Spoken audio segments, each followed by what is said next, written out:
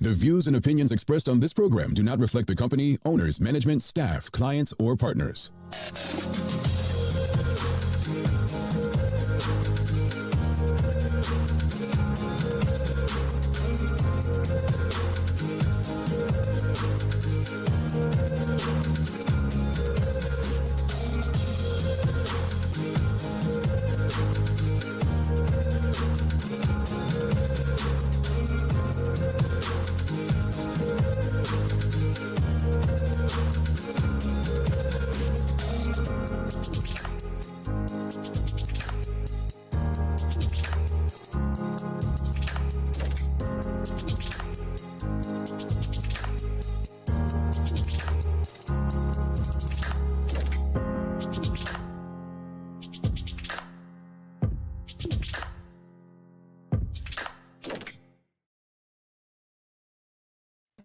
It's Tuesday, the 20th day of April, 2021. So, yeah, it's 20th. So, we'll talk about it later.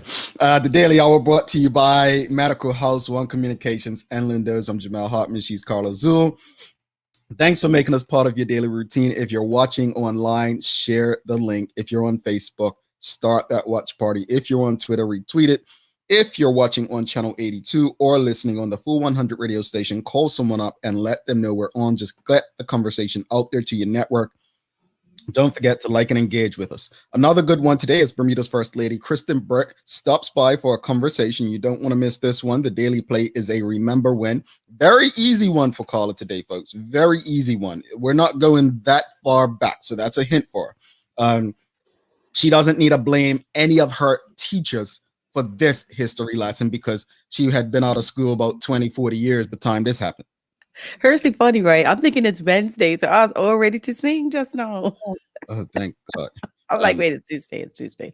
Yeah, thankfully, we don't have to worry about that. Carla, so I had a meeting last night, and then I was joined Larry Marshall Jr. and Kenny Thompson on channel 82 to discuss what's going on in European football. So I kind of missed I missed what I was gladly have happened to miss. I'm trying to be very nice here, because let me be clear. There are some politicians I just don't like Kim Wilson. I don't like her. But then there are people I genuinely do like Renee Ming. And so I'm glad that I did not see what was it, a press conference or a Q&A or what was it? A Zoom, that public Zoom call? Yeah, it was a Q&A about the updated regulations because know they went into effect. Okay. Well, I heard that it didn't go too well. I didn't hear, I read it. I went on Twitter and Twitter was on fire. People were just like, how unprepared do people have to be to attend a meeting? And so as I went on, I start smiling and I'm like, you know what? This is one of those times where I'm so glad I didn't waste time I didn't have to give away. But speak to me, audience. What was it about this meeting that really annoyed people? Obviously, I saw people saying that they weren't prepared. It was one of those meetings that it left more questions than answers. Like, what was it about that Zoom call that really impacted people, like really upset you? You didn't find helpful? Talk to us about it. Because one of the comments I saw this morning was a gentleman saying that the audience was actually, or watchers, viewers, were giving more answers than the actual participants. And they were like, that's just so scary in the sense because what if they're wrong? And he said, but what made it more scary? In some cases, they were right. And so they felt that it wasn't a comprehensive presentation and that the ministers didn't even seem to know the answers which they felt they should have known. I saw one question yesterday and I was disappointed. They asked, about the 1 mile, if the exercising is still within 1 mile. And Minister Wilson said, I'll have to check. And to me, I just felt something as basic as that, she should have been able to. She had her notes there, so she said she would look at her notes, not that she had to go off screen. But I just felt something should just be automatically at the front. And I do understand people have a lot of information, but I just thought basics, you should know something like that, you know? Mm. Robert Durham says it was contradictory Q&A, very contradictory, he said. Let me use the right word to describe it. And David Michael Wilson says the prepared unpreparedness was so evident. Tamara Richardson says it was like a multiple choice test where all of the above was correct for every question. My test. Kathy Brumby says, yes, exactly, Carla. No answers. Dr. Seaman says, could have written a press release rather than a live, was more a PR attempt that failed. Okay, so basically, here's my question, because I remember, years ago, the permanent secretaries were very active. I remember former Minister Derek Burgess had Mr. Horton, and he was very active. And back then, you felt like the permanent secretaries actually were the ones who had prepared and made these people look good. We're the permanent secretaries these days. Like, are the government ministers, or by leadership, government leader, are they that controlling where the permanent secretaries don't have a say? What role do they play? Because wouldn't it be their job? And again, I'm asking because I don't necessarily know the ins and outs how it works, but isn't it the permanent secretaries that would prepare the ministers for these conversations, as well as their communications department? And if these people are failing at doing this job, then hello. Well, I was a PAO, as you know, public affairs officer for 6 or 7 years, and that's how it worked. Granted, I finished, a while ago, but that is how it worked. Is that the permanent secretaries were actually a very important part of the machinery, right? Mm-hmm. I've been hearing little murmurs, and the murmurs that I've been hearing is like, it just seems like it is a controlled effort and not as collaborative as it could be. So. Mm-hmm. Interesting. Elizabeth Varel says live Zoom is not the right platform for these Q&As. It's so awkward. Collect questions, put out filmed video on social media if you want to be transparent. Kathy Rogers says it was painful to watch, exhausting to be honest. I think the minister, are beyond tired. And, it goes back to what I think I said yesterday or last week, or probably said both times, that if that's the case, sometimes it'd probably be best to hand in a resignation and say, you know what, I'm stretched. I've done all I can do at this time. I'm going to step aside and let someone do it. What keeps people there when they're burnt out? Honestly, we're human beings, and some of us are in jobs and feel burnt out. But we have to normalize saying, look, I'm burnt out. I can no longer do this. Because if not, the results are going to be what they are, and this is not acceptable. So let's collectively change the narrative about being burnt out when COVID has been exhausting for people, right? Perhaps, though, Jamal, there may not be a depth of go-to people. For example, I don't know. I tweeted last night actually, because it was this thing on Twitter with the misinformation again, or not the same communication, and I said, being fair, maybe government as a whole are tired. They're COVID tired. So where are they to go? So did you just basically say it's a shallow pool? And if not, I'll say it. I'm saying that. I'm being real. Perhaps not everybody can do, and I know you're gonna crack it too. Not everybody can do all things. And right now it seems like those that's supposed to do all things aren't doing very well. But it may not be a depth of, because you keep referring to Minister Wilson, for example, right? Who else is going to do it? Just a rhetorical statement.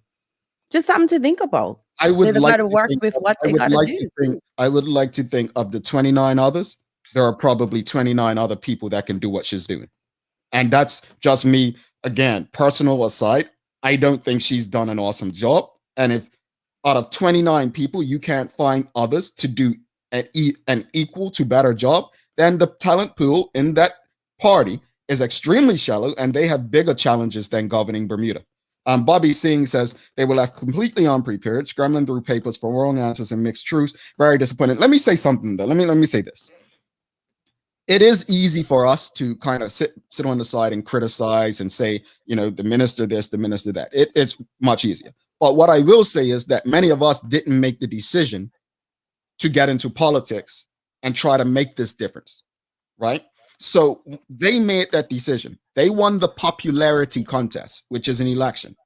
Now that you've won that popularity contest, it comes with responsibilities to the people of the country. There's no sympathy at this time for you to do your job. The same way there's no sympathy for people who work in the private sector who get let go when they're not performing well. So let's just be clear about that. Let's move on real quickly. Outside of Bermuda, the jury is deliberating for George Floyd. And just a quick yes or no. I have followed it. Obviously, we haven't discussed it because it's one of those things where it's the American criminal justice system. What I have followed is this is a case where, like none other, in terms of how the prosecution went about it. I think it was one of the smartest cases I've seen a prosecution fight. And what I mean by that is they used the police, the law, against a police officer. Most of their witnesses were from law enforcement side. And so their strategy was one of the best I have ever seen. Whether that results in a guilty verdict or not, this is the American criminal justice system. But my question to the audience, if you followed the case, what do you think the results are going to be? I believe it's third-degree murder, second-degree, I forget all the charges, but I'll share my opinion first. I do think, I know some people are saying it might be a hung jury, this and that. Excuse me. I think he will be convicted of a charge. Don't know what, but I think there will be a swift appeal. Oh, you don't talk to me? Okay. I think he's going to get, I think he would get off, but I also think that whoever they may be, would be afraid of the social kickback, like when George Floyd was murdered. So from a judicial side, I feel like they'll find a way to get him off. Yeah, I don't think he's going to get off. I mean, when I look at the most recent case with the officer in Dallas, Texas, that murdered the young man from St. Lucia, I think it's one of those cases. Like he'll get convicted of something. It's not going to be the harshest, which I think carries a prison sentence of 40 years. And I think, again, like that case, there will be a swift appeal. I know David Michael Wilson brings up a good point about Maxine Walters may have caused more damage than good. She didn't cause nothing. That is just a stretch to say that her comments incited anything. I think it's a stretch, and it's bringing politics into the case. But Maxine Walters didn't put her knee on a man for 9 minutes and 26 seconds, I think it was. She did not do that. Let's be clear. Moving on. So it's 420. Oh, I mean, you knew I was going to talk about this. But real quickly, for those who don't know, some people just think, they just don't know what it is. But according to the Times, both marijuana and non-marijuana smokers, so Carla and myself, I'll let you figure out where we fall. Never smoked a day in my life, by the way, folks. Recognize April 20th or 420 as a national holiday for cannabis culture, but few actually know how the date got chosen. So here's some interesting things. Some people say 420 is code among police officers for marijuana smoking in progress. Some note 420 is Adolf Hitler's birthday. And some go as far as to cite Bob Dylan's song Rainy Day Women, number 12 and 35, because 12 multiplied by 35 equals 420. To put it bluntly, the article says the rumors of the history behind how April 20 and 420 got associated with marijuana are false. The most credible story traces 420 to Marin County, California in 1971. 5 students at San Rafael High School would meet at 4:20 p.m. by the campus statue of chemist Louis Pasteur to partake. They chose that specific time because extracurricular activities had usually ended by then. So that's pretty much the history, according to a Times article in 2017 of 420. So that's why you high already. Because I have to say, he said at my eye already.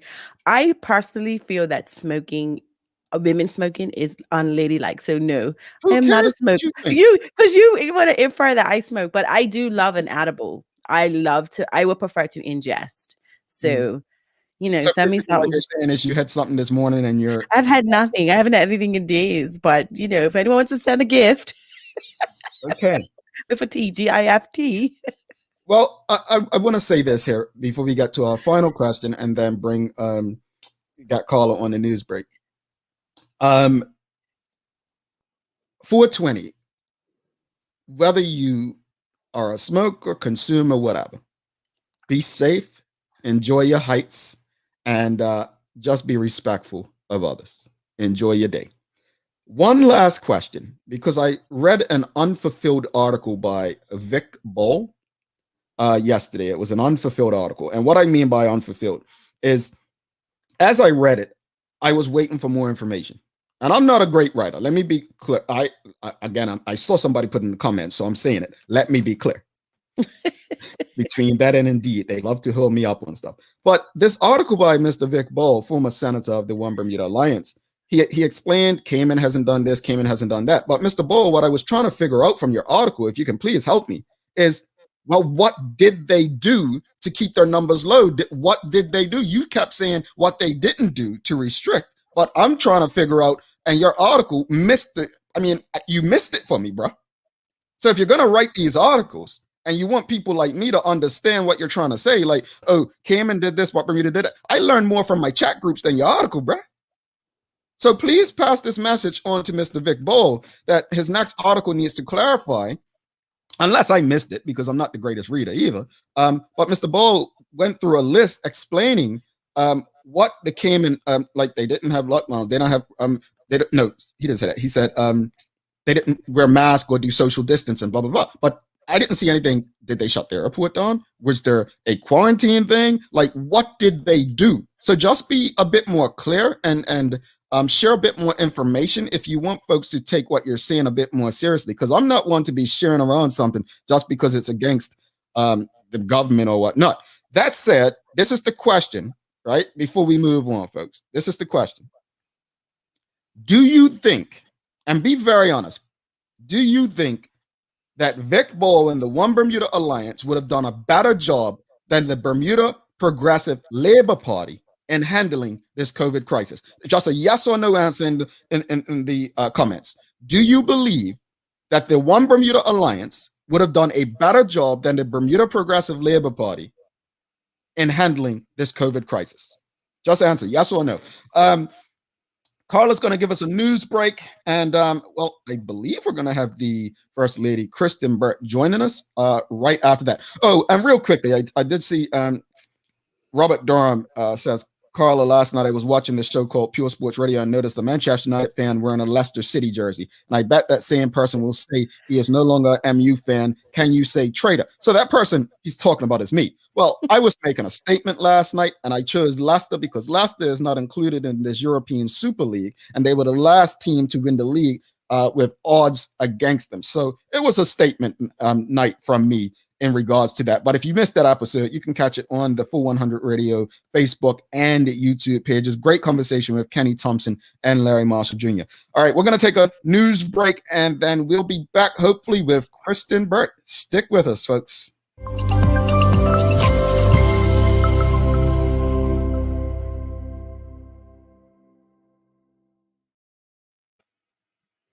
As the Bermuda government's molecular diagnostic lab celebrates its one-year anniversary, its director, Dr. Karika Weldon, tells the Daily Hour that reaching the milestone is a bit overwhelming. She said, I remember when I was reached out to regarding coming back. MDL didn't even exist. I was told I was coming to help expand testing, and I initially thought I'd be here for a couple of months. I didn't think I'd still be here a year later. This has always been my dream job. Coming back home and having a lab and empowering other young Bermudian scientists to achieve what they would like to do. Dr. Weldon added that she never imagined a pandemic would be the reason for her returning so quickly to Bermuda.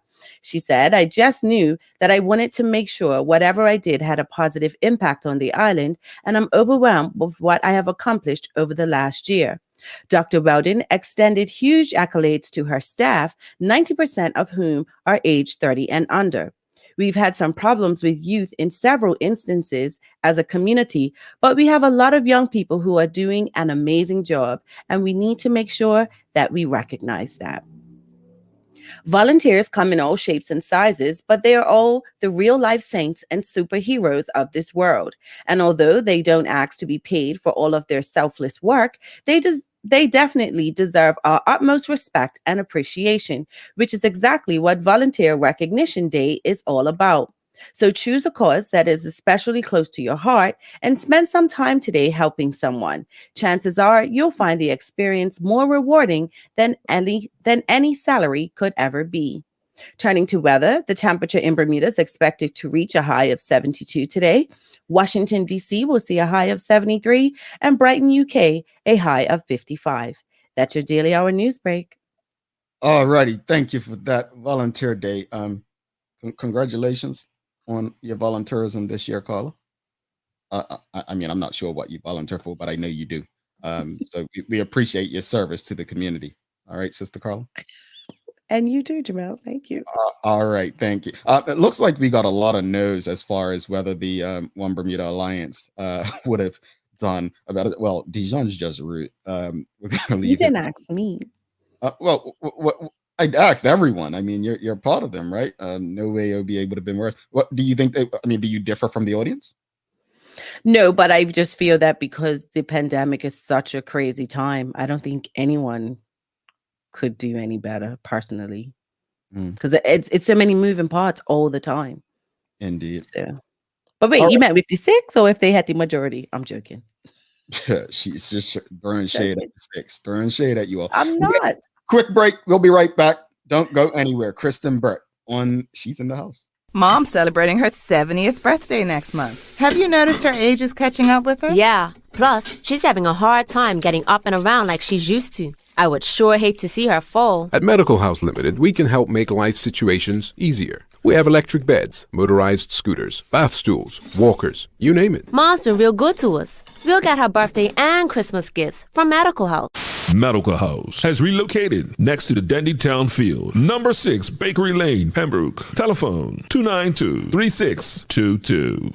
This month, John Barrett & Son bring us a premium thirst quencher from North Carolina, Le Bleu Ultra Purified Water. Many other bottled waters use reverse osmosis to reach an acceptable level of purity. Le Bleu uses a 5-step purification process which includes fractional vapor compression distillation and ozonation, assuring purity and a unique, appealing flavor. Consumer testimony repeatedly praises the taste of Le Bleu compared to the other brands, and this, along with superior purity, makes Le Bleu a must-try. Lindo's, why go anyplace else?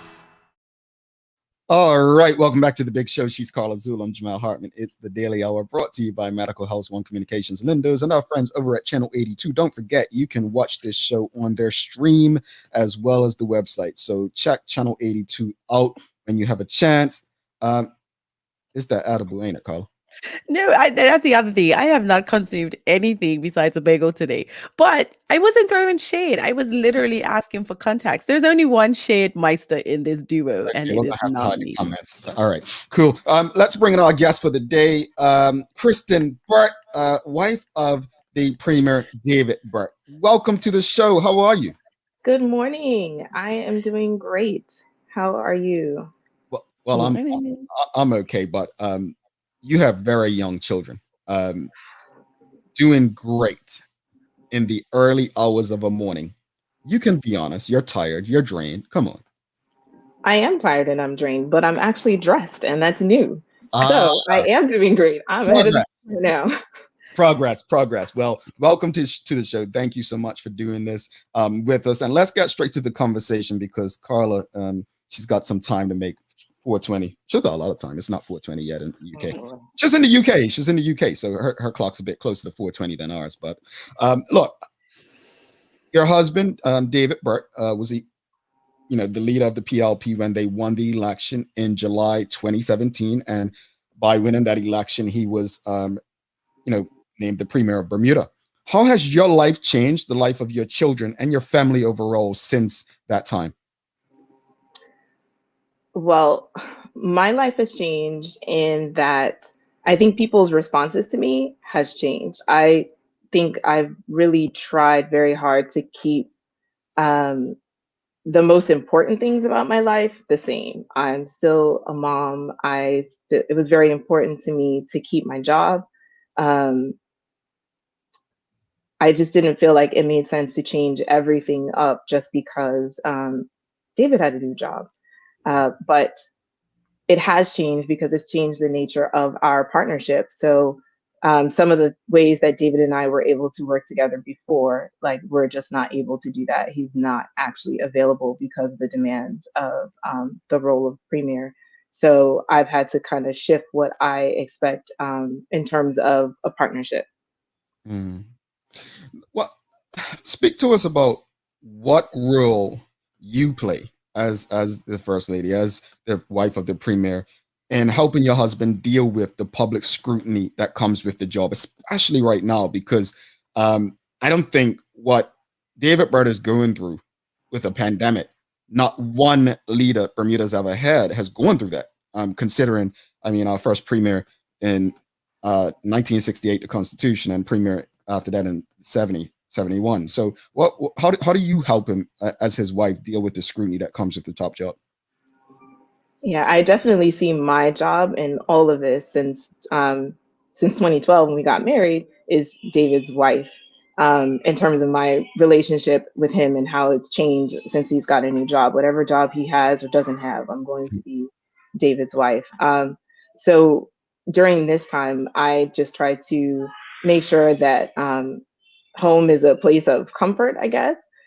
It's hard because sometimes I have questions. I have the same questions that everyone else has. So I'm learning to strike a balance between trying to get my burning questions answered and just making sure that he has a place where he can relax and kind of not feel questioned or attacked, but feel supported. So, there's lots of snacks and little things. It's almost like a little child, the little candy that you can have just to have any small source of comfort.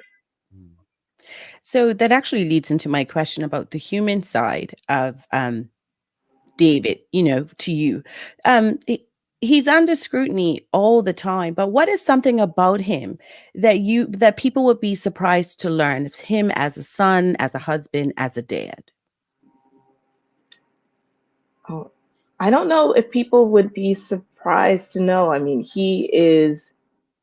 I think he takes every opportunity to say how much he owes everything to his parents. He has a really close relationship with his mom. And we all do. We have a great relationship with mom. And as a father, like he loves these kids so much. I sometimes struggle to discipline them because he is so he's the one that makes sure they have all the fun. So this has been especially hard for them in the last few weeks because he's been physically separated from us. So every night they say, "Good night, Daddy. I love you. I miss you. I can't wait to see you again." And can you explain for us, because they are relatively young, your two children, how have you been able to explain to them the pandemic on a level in which they can understand? Because I'm sure the social distancing and, he talked about the isolation. How has that been? How have they been able to cope? Well, they were very much involved in understanding what was happening with the pandemic at the beginning. So they watched all the press conferences. They asked questions. They asked questions of anything they don't understand. Mommy, what's pandemic? Mommy, what's coronavirus? Mommy, what's immunized? What's isolation? They ask everything. So they have a lot of understanding. So we can talk to them and tell them what's going on. So when I had to tell them that David had to isolate, I just laid it out straight. Said, Daddy tested positive. So he has to isolate. He has to go stay somewhere else for 14 days. No, it's hard enough, or it can be even a challenge being a first lady during normal times. During a pandemic, I'm sure it's taken it on another level. How have you been dealing with everything? I know you talked a bit about maintaining your identity as such, but how are you making out with this pandemic? It is challenging. We're doing everything. Hi. Hey, Good morning. I love it. this is what we're talking about. This is it. but we're doing everything in the same place, and I've had to get comfortable with just not having access to some of the support that we've had before. I can't just say I'm going to work and only focus on work because the kids are taken care of. So just learning how to do a lot of things at the same time and extend some grace to myself also, where I can't do everything, because it feels like everything needs to be done all at once. And then at the same time, you just actually can't do it. I think at the beginning, I was quite resentful of the conversation a year ago about everyone having this moment of pause and being able to pick up new skills. And like, I can't do that. I can't do that with 2 little kids. I'm working still. I'm making sure they're doing schoolwork. I'm making sure they're not fighting with one another because they love each other to death, but then they want to fight all the time. So all of those things are happening at once. We're making sure everyone is clean. Another reason we're doing great today, everybody's cleaned and dressed already. So Kristin, I want to stop you because you said something that really, really should hit home with a lot of people.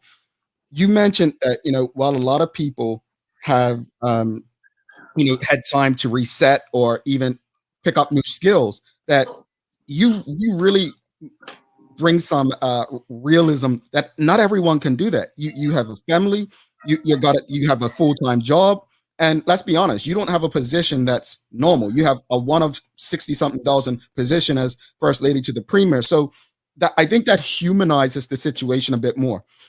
I'm not sure if the children can hear us, but please let them know that we are happy to see them. And the audience is pretty much smiling because this is what the Daily Hour is about, humanizing conversations and making sure that everyone feels involved. So thank you, Mia and Ed, for your cameo. Mia, they said thank you for coming. They said thank you to you, Ed. Thank you. You're welcome. Welcome. Bermuda says good morning, guys. I love it. Everyone in Bermuda says good morning. Everyone in Bermuda. This is how we do it, folks. This is what we do it. But you just explained, and Elizabeth Rouse says it right here. It's like what you explain, and I know you're not doing it to put yourself on a pedestal, right? Look, sometimes people feel I treat your husband unfairly in my comments on this show, but I at the end of the day, I'm here to have conversations, and there are certain things that as a politician, politics, I'm not going to agree with, and I'm going to discuss. Many people don't know, and it's not really anybody's business, but David and I speak pretty often about various things. And so it's not personal. But when you look at programs such as this, right, and you see the conversations taking place, how does it make you feel? Like, do you want to contribute, or do you say, you know what? I don't have the time. I'm busy. I have to do this for my family, or this in the background. This is just part of the course. This is part of the territory. I would have to say it's the latter. And it even starts from I'm too busy that sometimes I don't even see the comments that are going on. And often when I do kind of peek in and see what's going on, it's as expected. And it makes me realize I probably shouldn't have looked in the first place. Since 2017, right after the election, I was just amazed and overwhelmed at like this outpouring of goodwill that was extended to for the rest of the day. Thank you. That was extended to David and to me by extension. But somehow I knew right in that moment that the shoe was going to be on the other foot. The pendulum was going to swing the other way at some point, because the nature of the job, it just requires people, it requires whoever's in that seat to make decisions that people are not always going to like. Mm-hmm. So I wouldn't say I was cynical about it, but I think it's just human nature. And I expected that at some point it would come. I don't know that I was necessarily ready for it, especially as it is right now. But I'm not surprised either. Indeed. Let's go to the audience. Elizabeth Varel says, she asked actually, do you have any desire to enter the political arena at some point yourself? I feel like you know the answer to this, Jamel. You're already laughing. No way. Absolutely not. Yeah, and you know what? Real quickly, Carla, I think I do know the answer because I remember when Barack Obama was up, and people were like, "Come on," and she's just like, "No, no." And I think she understands that her contribution as first lady is what that was her place, and she's just not interested in contributing in that manner. She's had that space, and now she's looking forward to giving back in a way that she feels is necessary and where she feels comfortable. But go ahead, Carla. First, I have to say, I just love the fact that your daughter's like rolling all over you. I love it. Okay. Absolutely Every enjoying it. day. But for you, I mean, I appreciate your openness and realness. If you could go back, is there an area of being first lady that you would better prepare yourself for that you feel perhaps you didn't prior to 2017? I don't think so. I mean, no, so one, being first lady is something that I think people have extended to me because it doesn't officially exist in Bermuda. So I can accept it if people extend or apply that title to me, but I didn't really see it as a whole job that needed to be done in the same way that it exists in the United States. So I think it just presents opportunities. And I think I've been a bit hard on myself because I feel like I should have done so much during the time to date. But at the same time, I also see that my role in our family is really important. Our children, Nia knows something besides daddy being premier, but Ed probably doesn't have very strong memories of a time before daddy was the premier. And that's a very unusual upbringing. And I think it has the potential, again, it brings a lot of opportunities for them, but it brings also a lot of risk that they get just like an inaccurate sense of what life really is like, even what my life is like, because this is new for me. This is not how I grew up. It's not how David grew up. So I think it's really important to be present consistently and make sure that they have some sense of reality, and so that they can appreciate this opportunity, understand that it's not going to last forever, and be able to relate to other people. And I want to jump in. And if you have questions or comments, folks, I will try to get through as many as possible. And yes, we do get the questions and comments from all streams. I did see someone on YouTube asking, do we see them? Yes, but if there's hundreds of people writing, we are not going to be able to get to all of them, but we'll do our best. But from the children's perspective, you just mentioned them. What's it like for them in school? Like, how do they have a unique experience being the children of the premier? Yes, absolutely. During the 2017 campaign, they were both in nursery school, and they would have times during the day when they would have like educational videos on YouTube. But you might recall that during that campaign, the PLP flooded the airwaves with ads. So they would see Nia's daddy. That's Nia's daddy. That's Nia's daddy. And so after the election, Nia's daddy still dropped them off and picked them up, but now he's in a different car with the flag in the front. Nia had an experience where she was at school and people were not calling her by her name, but calling her premier's daughter. I had to have a conversation with her, and you can tell me if you remember this, where I had to tell her that she shouldn't let people call her premier's daughter, and that she needed to make sure that she was introducing herself by telling people things that are important about her and her, not daddy's job, because daddy's job is going to change. So Right. who are you even after daddy's job changes? I'm still Nia. You're still Nia. I loved it. I absolutely love that.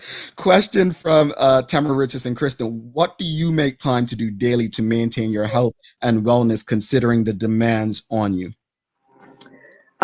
This is an area that I have not done well with. As of last week, I rejoined the Hindsight Fitness and Wellness Fit Fam. So I'm started a 6-week fitness challenge. So I am definitely doing that, and that's been a plus. Last week was actually quite hard in terms of demands here in the household.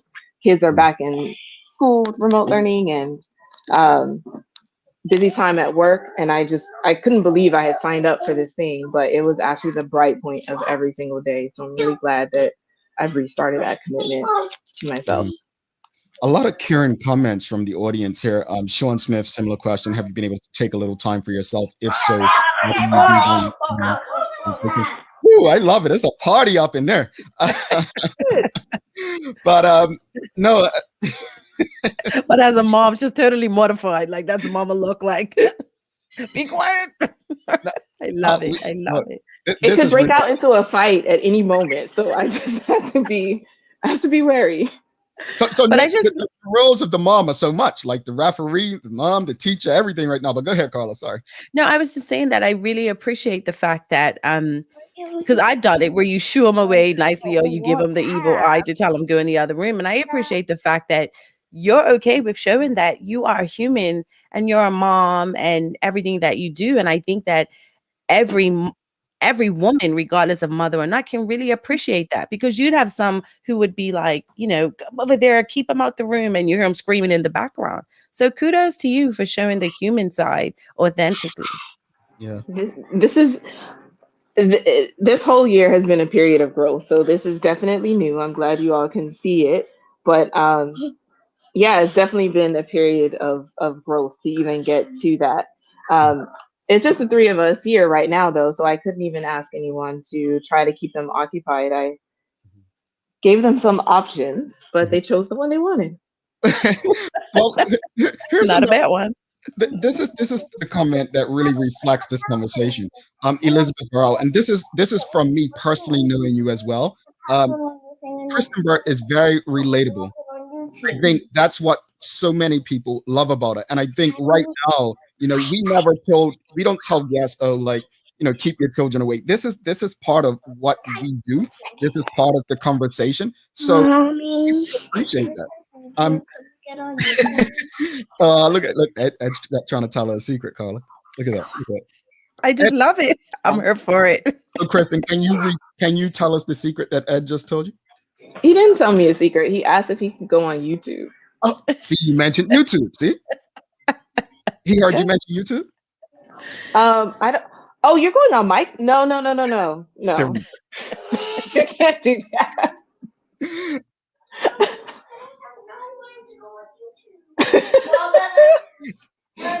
Boy, our time might be expiring. No worries. So a couple more questions. We have one from the audience. Cherie Dill asked, you mentioned your job, was not aware you had another job. What do you do for work? How do you balance or transition between work, home, first lady life?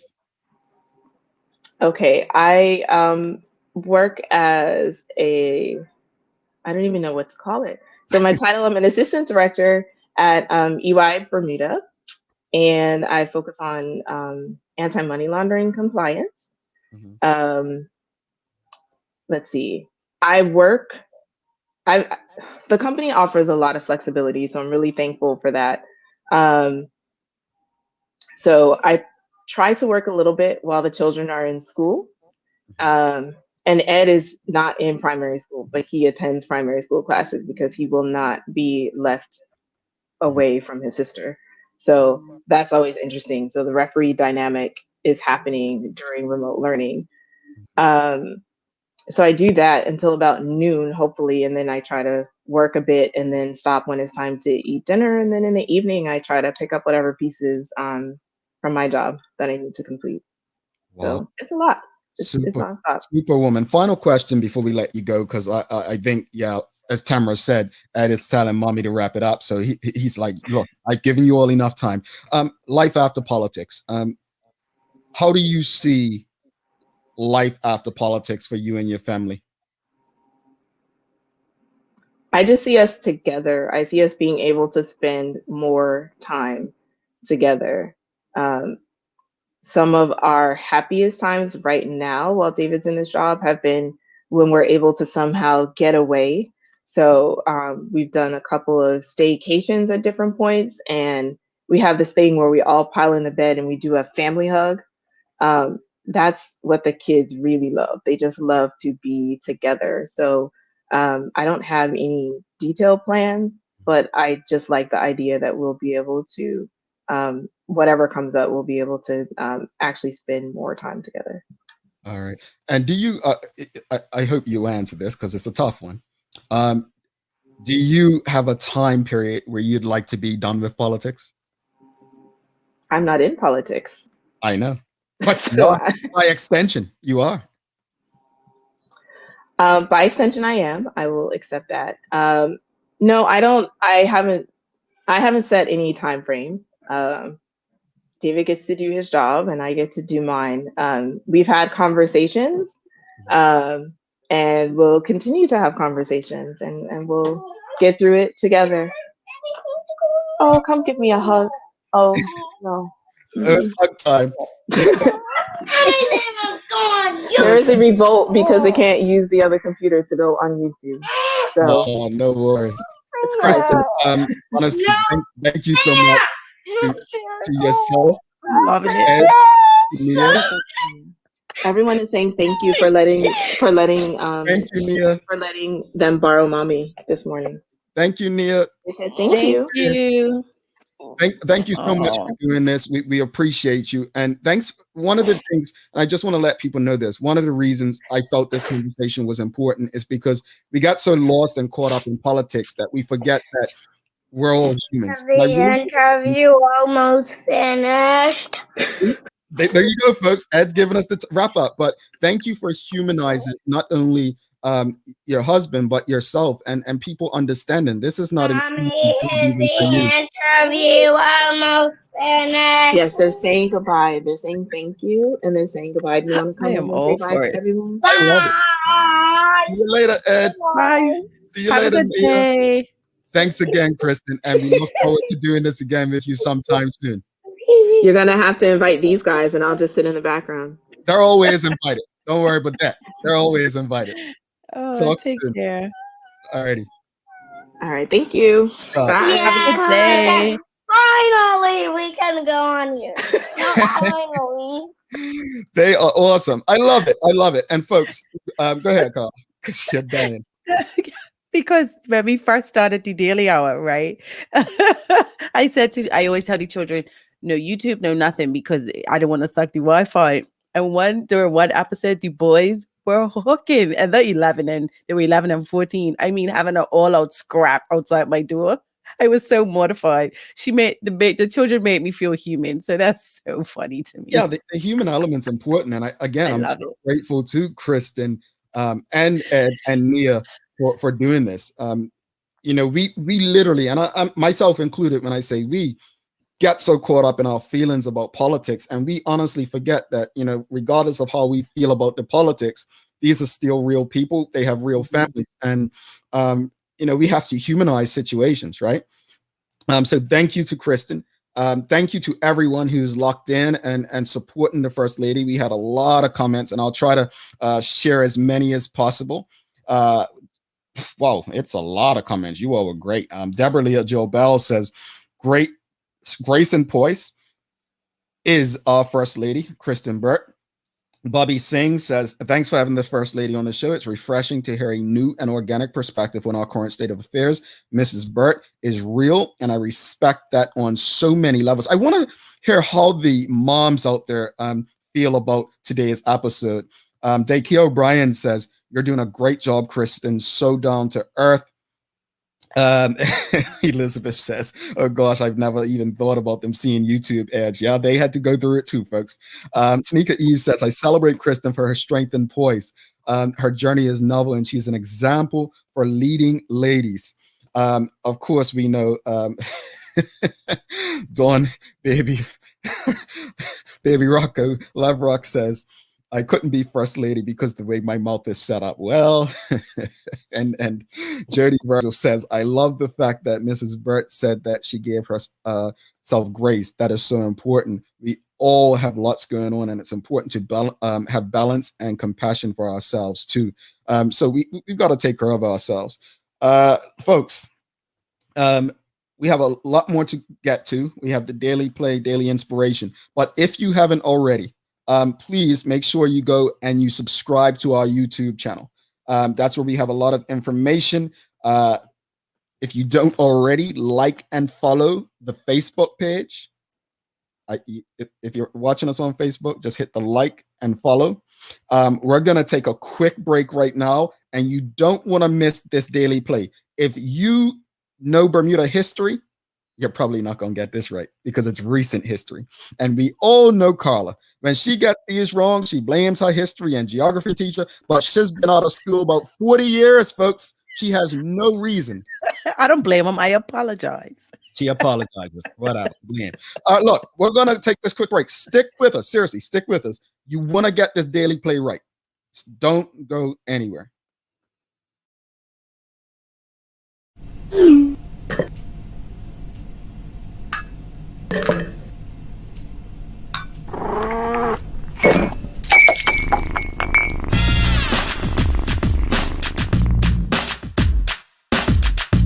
Tune in to the Full 100 Radio every Tuesday through Sunday at 7 p.m. Bermuda time as we bring you the love, romance, sexiness with nighttime jams only on your station for conversations and entertainment. The Full 100 Radio. Download the app available for Android and Apple devices. All right, welcome back to the big show. If you really enjoyed that conversation with Bermuda's First Lady, Kristin Burt, please make sure you smash a like, love, laugh, cry, give a wow. Just give us some love. Show us some love. Show the First Lady some love. Whichever platform you're tuned in on, just make sure you give us a reaction, like, love, let us know that you enjoyed that conversation. Here's today's daily play. You ready? Mm-hmm.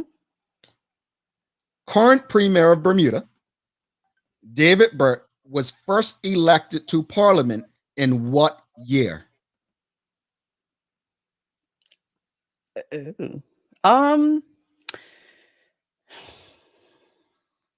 remember 2012. She got it. Look at that. Kristin was asking, can she play? Well, first off, I think that's one of the first times Carla got it without anyone trying to putting even a wrong answer first. So not to say they give not saying no. I mean, because I do cheat sometimes and look and pretend I didn't see it, right? But Kathy Rogers, she said 2017, then she corrected it with 2012, and then Robert Durham 2012. But Kristin, of course, you can play. So you would have gotten it. But 2012, David Burt was first elected in 2012. He was appointed to the Senate for the first time in 2010, I believe, by Paula Cox. But he did serve as chairman of the Progressive Labour Party during their election campaign in 2007. So he is very much in tune with the politics of Bermuda. But who would have thought he'd be premier so soon, 10 years after being the chairman of the political party? Let's do a quick roll call. We haven't done a roll call in a while. Please let us know where you are tuned in from. Please don't say Bermuda. Let us know where in Bermuda if you're going to say Bermuda. Let us know where you're tuned in from. So roll call, type in the comments where you're tuned in, where you're watching the show from. Don't forget, if you want to be a part of the Daily Hour anniversary promo, you want to send a WhatsApp message and we'll send you the details. Carla, what is our WhatsApp number again? Let me look. I got it. 519-0096. No, don't do that, Carla. You're going to confuse them. 517 0096. Here we go. This is the number. Hit us up on WhatsApp if you want to be involved in the promo, the little anniversary promo. 517-0096. Obviously, area code 441. But let us know where you're tuned in from right now before we get to that daily inspiration. Carla, where do you think we're going to get most people from? Pembroke, Bermuda. Of course, it should be, right? But we've got Hamilton Parish in the house, Porto, Portugal. St. David's, yes, the place where rules do apply to. Devonshire, Southampton, Bermuda, Elton Camp, Smiths. We've got Pembroke. We've only got one Pembroke so far. Gee. Atlanta, Georgia. We love Atlanta, one of our favorite places. Hamilton Parish, we've got in the house. Pembroke. We've got Queens, New York, the Ducks. Don the Duck. Northern Ontario, Canada. So let us know. Are you in snow? Is it cold or is it finally spring? We've got Warwick. Okay, I think this is the UK flag. So we're talking Northern Ireland, Wales, Scotland, or England. Not sure which one. Warwick in the house. In my bubble. So this is the safest place to be right now. Apparently, someone is in their bubble. That's very specific too. Southampton in his house. The 11th parish. I love it. St. David's is in the house. You know, Carla. What's the 10th one? Oh, that's a good question. It's 9 parishes. So how we skip 10? Now let us know what the 10th one is. You got me and Carla thinking. KEMH. Well, I hope all is well. Hope you are healthy down there and working if you're at KEMH. Rainy Bermuda. So, gee, rainy Bermuda is raining in Florida too. Sargasso, car driving delivery food to hungry people. There we go, out there working. Back of town, Pembroke, Friswell's Hill. So a lot of people tuned in from so many different. Oh, Dockyards to 10th. That's what I'm doing today, Mal. Thanks to you. Hold on. Linda Bell, great show. Bayless Bay, First Lady, so down to earth. Bayless Bay, the best place for cricket in Bermuda. Yes, I said that. St. David's people don't come for me. Go ahead, Carla. What you doing today? 420 related? No. For the first time in 5 years, I'm getting a massage. First time in 5 years? I haven't had a massage since like 2015 or 16. So I'm getting one very shortly. I'm excited. Oh, congratulations. Well, I hope you have a relaxing time. Is this before or after your 420? I'm sorry. I just keep thinking 420. My parents are watching, you know. Yeah. Give us some daily inspiration, Carla. We need some daily inspiration. Dockyards, the 10th parish. That's the thing of the day, boy. Do what you can with all that you have, wherever you are. Theodore Roosevelt. I appreciate that. Wellness is important, and I'm glad you're getting a massage. We spoke about First Lady Kristin, Burt, and wellness, and we've spoken about health. And folks, it's important. I know some people do acupuncture, various things, but it's really, you owe yourself some of these things if you can afford it. You owe yourself these days of wellness. So I hope you have a relaxing time. To all of those out there who are partaking in the 420 activities, like I said, be safe and be respectful. That's all I'm going to say. Be safe and be respectful. Don't forget the rest of this week, jam-packed. We have Dakia O'Brien dropping by with the Picky Little Eaters Club tomorrow. So that's a very fun thing. If you have young children, make sure you tune into that. Picky Little Eaters. On Thursday, we're going to have the Activate Bermuda folks stopping by to speak about what Activate Bermuda is and what they have going on. On Friday, another interesting conversation. Mark Clark from Sales GP.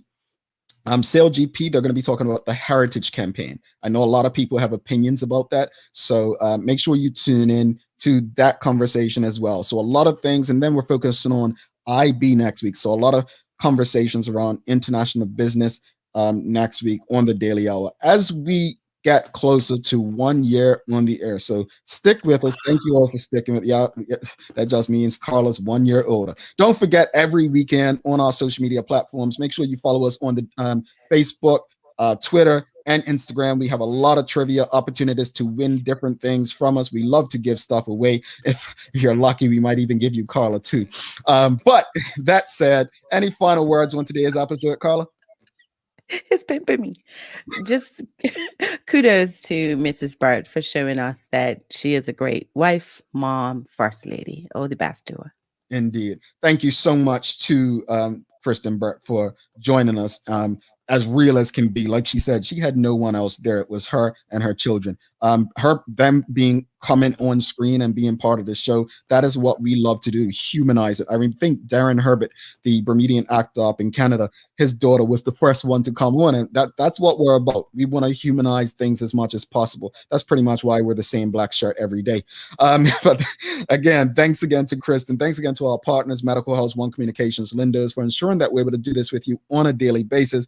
As always, we appreciate you, we love you, and we thank you for making us part of your daily routine. If all goes well, we'll be back to do this again with you tomorrow. She's Carla Zul. I'm Jamel Hartman. My friends, make it a great day. Peace.